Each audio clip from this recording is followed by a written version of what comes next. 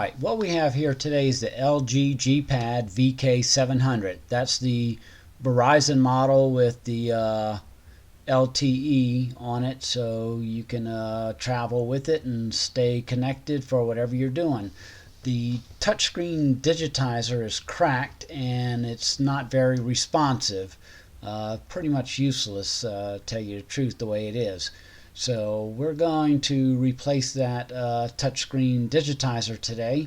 Hadn't seen any videos for it, so I thought I'd give it a shot. Made a few mistakes along the way, so you'll see video that looks like it was filmed at 2 different times as I went along, but I'm hoping I've edited it to give you a good, thorough instructional if you want to do it yourself and save you some money, because I ended up damaging a couple of components along the way. So here we are. We're going to use a heat gun, and before I do that, I need to take out the SIM card so I don't damage it with the heat from the heat gun. The heat gun is mainly going to be used just to soften up the plastic on the back cover case, because there are just clips there that hold it in place. The only adhesive I found on this part was in the middle of the battery, holding the back cover right there. So the heat gun, not really necessary on this part, but I wasn't sure what I was going to find there, so I went ahead and used the heat gun thinking there might have been adhesive there. But you'll see.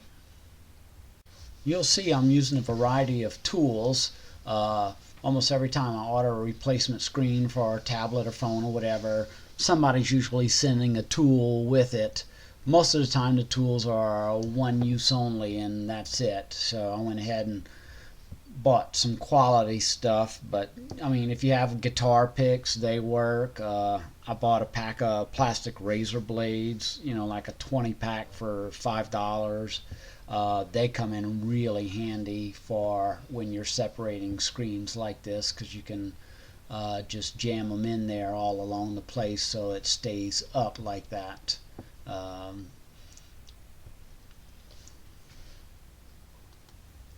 When you're heating up, you only want to apply the heat for just a few seconds at a time. You don't want to end up damaging any internals with it. Couldn't actually tell you a time frame. I kept my heat gun, it's a dual setting, 750 watt or 1500 watt. I just left it on the 750 watt, which you could probably accomplish with a hairdryer to do it. Heating up that strip now. And as you can see, it snaps apart, and right down the middle of the battery you'll see that adhesive strip.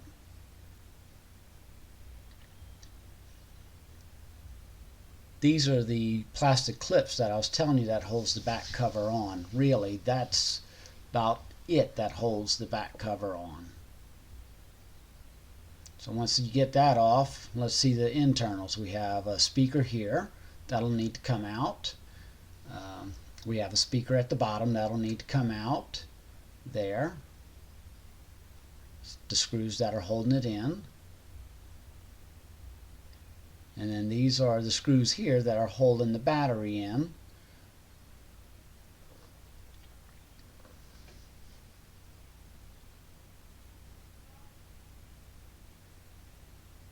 I put the SIM card back in just so you could see it a little easier.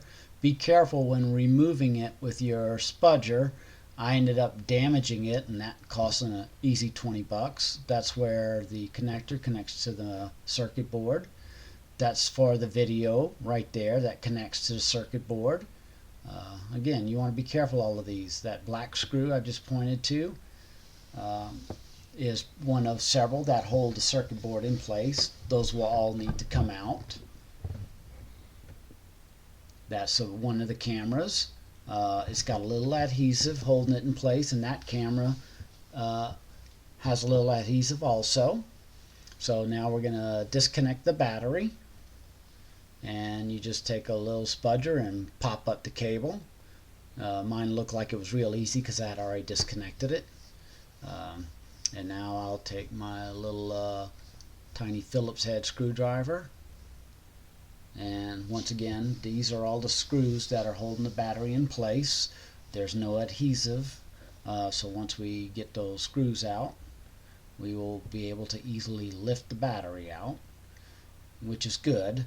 You do have to be careful with these batteries because you certainly don't want to bust the packaging that the battery's in, because it'll leak. So you see it just lifted out real easy. Now these are the components we need to finish taking out. I'm taking out the top speaker here.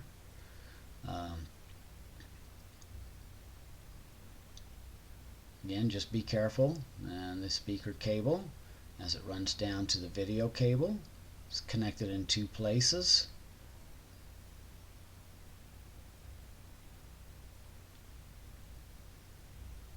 Using plastic spudgers is definitely a lot better here, so to help avoid damage on components, won't short out anything. Even though we already have the battery disconnected, you won't the plastic will give before any of the metal parts will.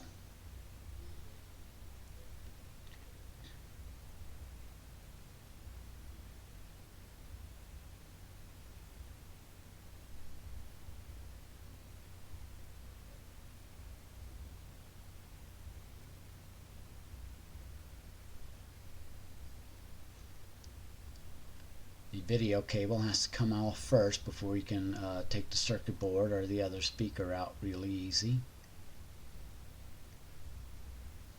Okay, now we got that. That comes off.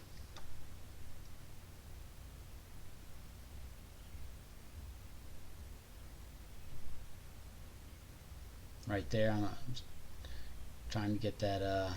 There's a headphone jack that is kind of holding it in place. The headphone jack will just pop out real easy, but not left it in.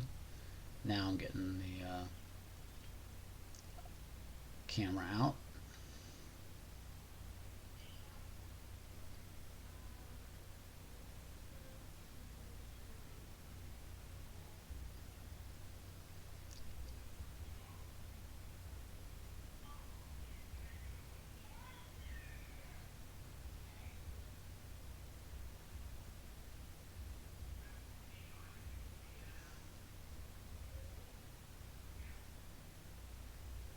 That one's being stubborn. We're going to put a little heat to it.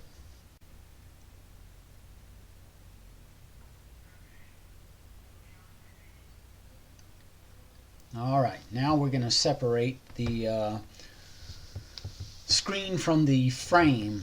The digitizer I bought was the screen and the LCD, but it did not come with the frame, so I'll need to disconnect it. This is where there's a strip of adhesive all around it, so you can see I'm heating it up, sticking in those little plastic razor blades, and that way I'll be able to remove it fairly easily. Notice how it pretty much stayed in contact. The screen didn't break anymore. I'm just pulling off the little adhesive strips that are all along. Mine did not come with adhesive, so I had to stop for a couple of days and order some adhesive. Pretty cheap, $5 for a roll. I used 3mm on the adhesive. You can see where I'm attaching the adhesive here. That's the roll.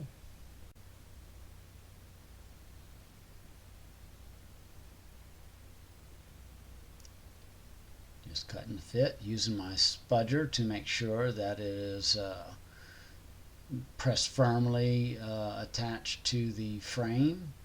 That way when I'm ready to connect later, I should not have any loose fittings.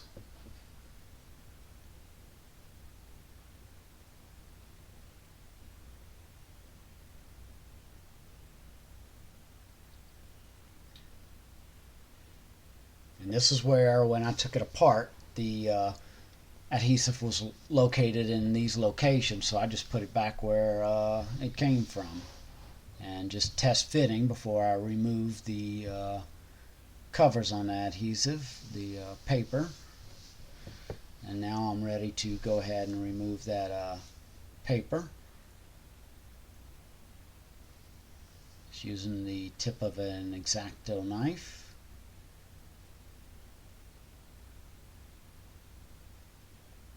I'll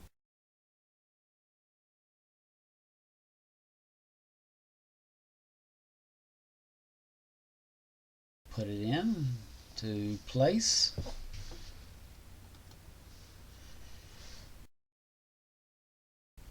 Now it's time for me to go ahead, after I squeeze the new LCD digitizer in place into the new frame, for me to go ahead and start connecting the components. You can see I'm got that in.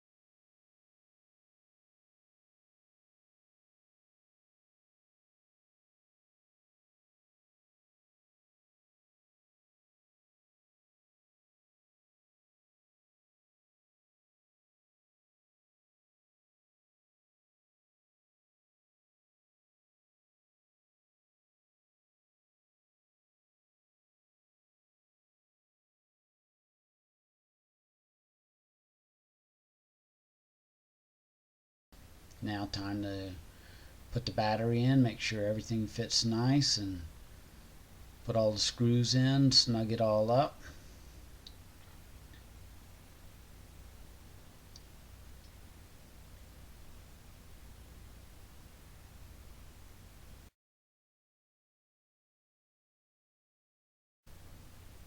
Everything nice and tight, making sure my speaker cable is not protruding anywhere. That way when I put the back cover on, it'll fit nice and snugly like it should. Now that I have everything back in place, let's connect the battery. And we're in business. And now we got the back cover. Made sure there was no debris in there. And just gently working my way around it, slowly snapping it in, and you'll hear it snap. You know, you don't want to push too hard, because you certainly don't want to break the screen again, and now you've just spent $100 on that and going to spend a lot of time redoing it. So I'm just getting it all pressed in here,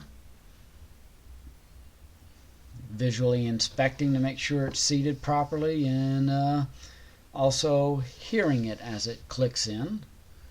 So looks like I'm just about done with it. So let's power it up and see what we get. Now, this is a good sign.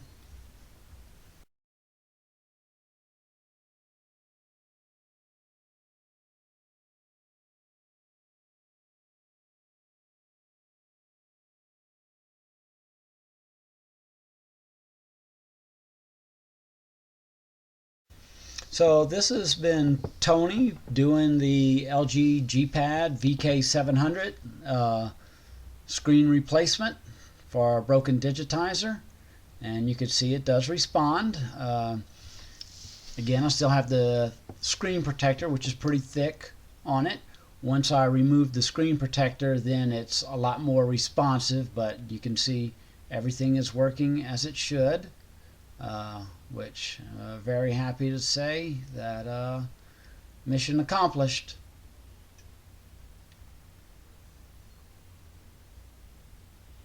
If you have any questions or comments, feel free to contact me. I'll help you out as best I can. Been working on computers for almost 25 years now, and only recently, within the last 3 to 4 years, tablets and smartphones.